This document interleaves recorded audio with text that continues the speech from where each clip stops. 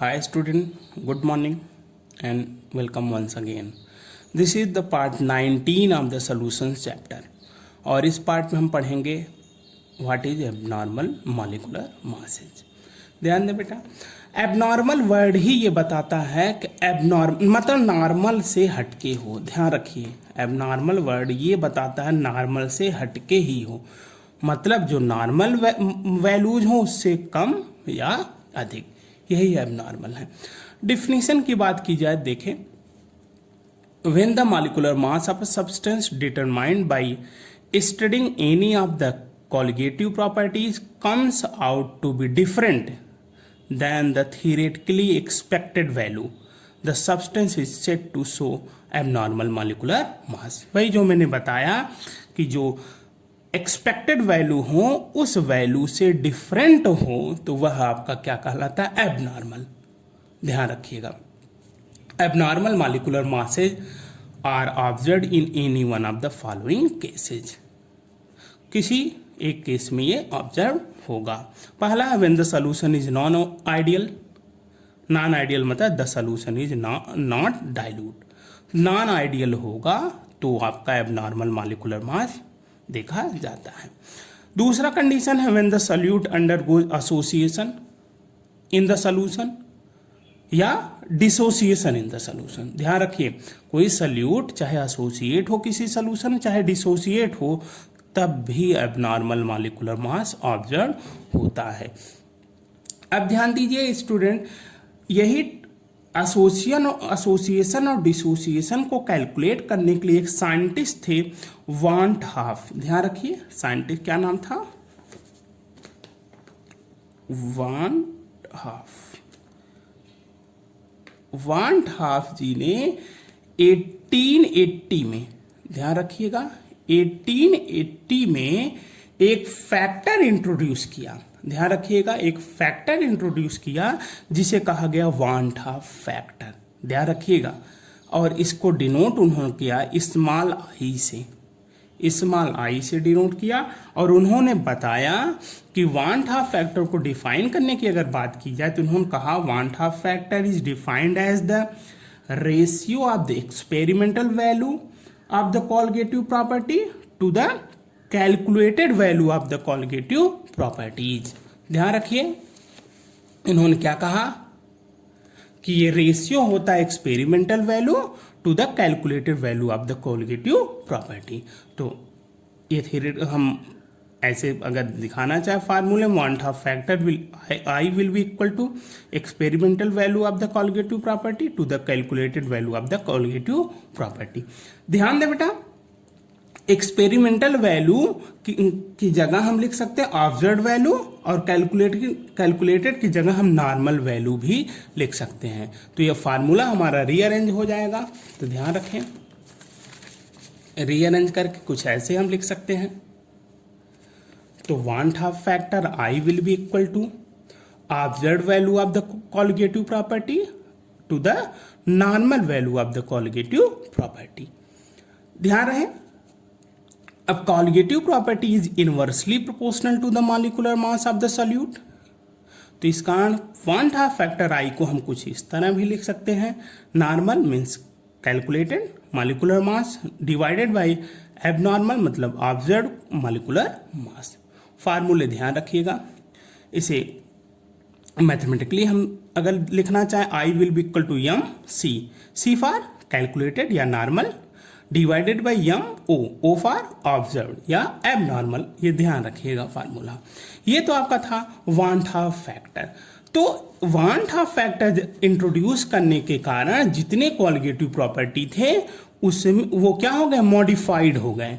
तो ध्यान रखें, modified expression of colligative properties की बात की जाए तो ध्यान रखिए, जितने फार्मूले आपको 4 बताए गए थे कॉलिगेटिव प्रॉपर्टी, सब में आई इंक्लूड कर देना है। ध्यान रहे, याद करिए, बताया जा चुका है। Relative lowering of vapour pressure P0 minus PS upon P0 will be x2 लिखा जाता था, will be equal to x2। बस x2 के आगे हम I को इंक्लूड कर देते थे, IX2। इसी तरह second elevation in boiling point delta TB will be equal to IKBM। सब में I इंक्लूड करते जा रहे हैं। Depression in freezing point means delta t f will be equal to i k f M. क्या कुछ है आपको बताया जा चुका है यहाँ पे।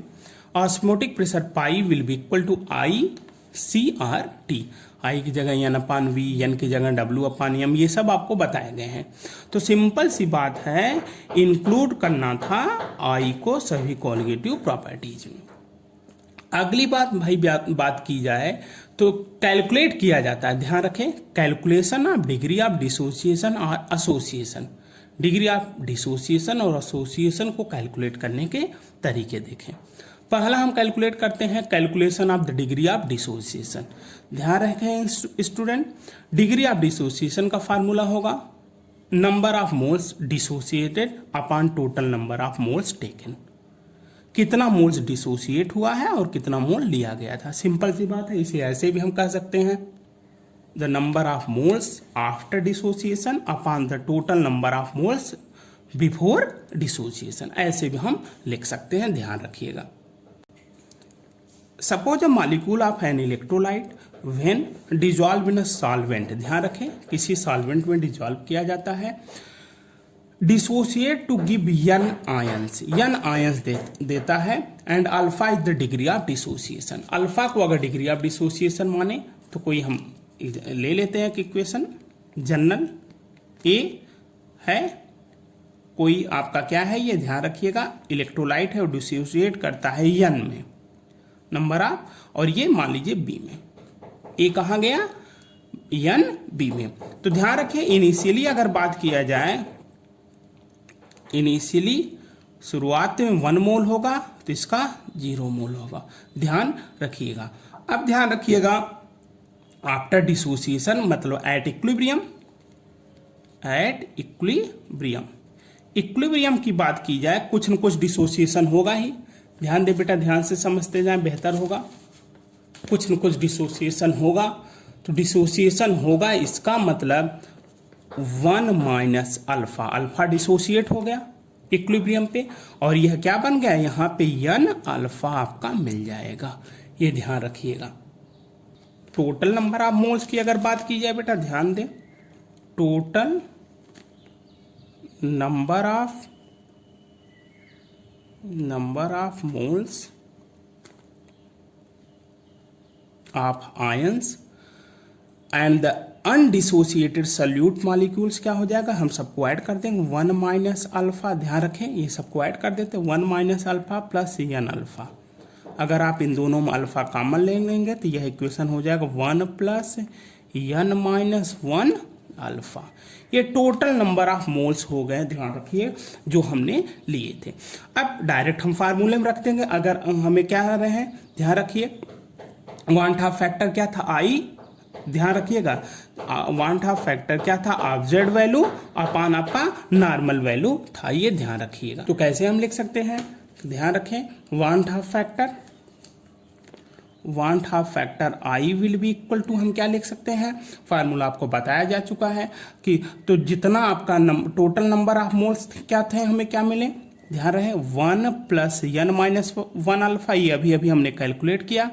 और ध्यान रखें और उसके पहले कितने हमने लिए थे पूरा, तो ध्यान रखें शुरुआत में कितने नंबर ऑफ मोल्स लिए गए थे 1, तो i will be equal to हो गया 1 प्लस एन माइनस 1 अल्फा। इसे ऐसे लिखें i will be equal to 1 plus n minus 1 alpha.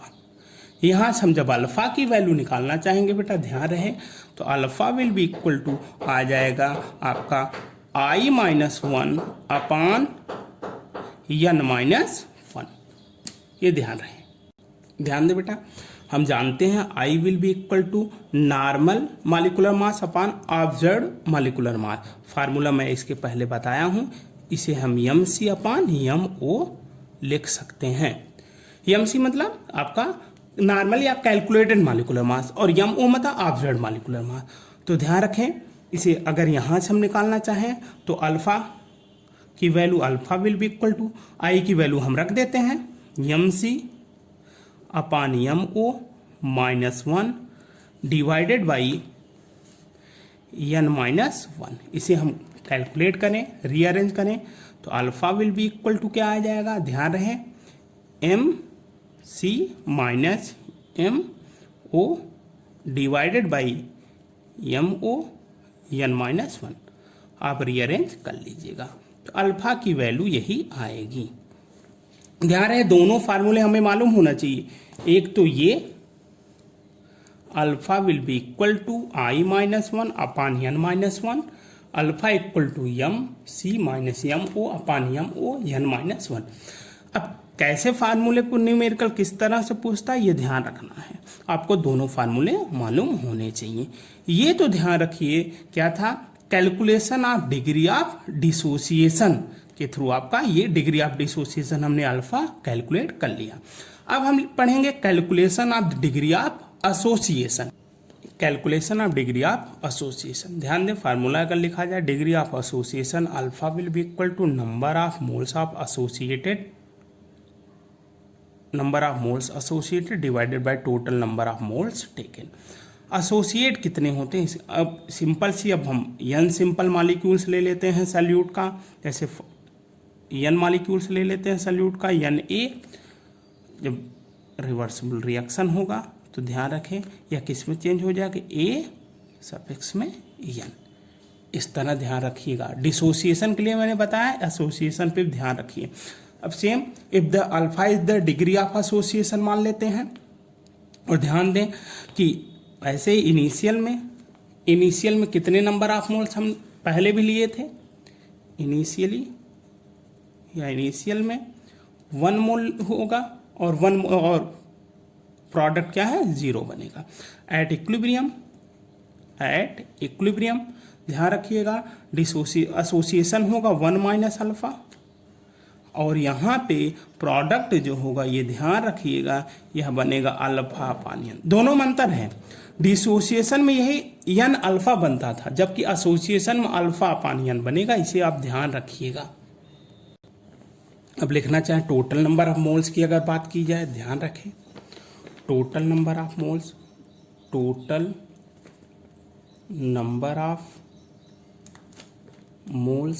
हम ऐड कर लेते हैं सब इनिशियल और इक्विलिब्रियम के बाद, तो क्या हो जाएगा equal to 1 minus alpha plus alpha upon n.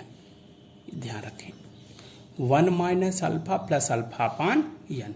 तो ध्यान रखिएगा। अब अगर वांट ऑफ फैक्टर की बात की जाए, van't Hoff factor i will be equal to, अब ध्यान रखें जो हम टोटल नंबर ऑफ मोल्स क्या मिला 1 minus alpha plus alpha upon n divided by initial में हमने क्या लिया था 1 लिया था, ये ध्यान रखिएगा।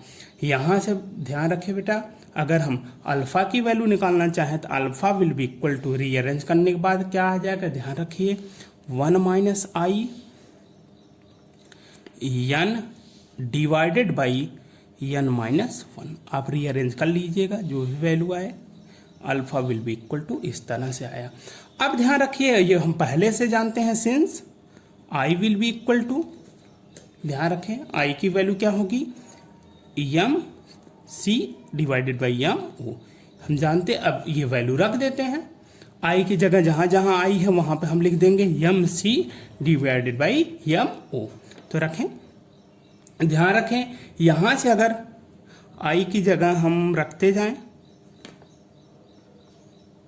या इसी इक्वेशंस अपर वाले से हम कैलकुलेट करते जाएं, आई की जगह रखें M C divided by M O will be equal to 1 minus alpha plus alpha upon N.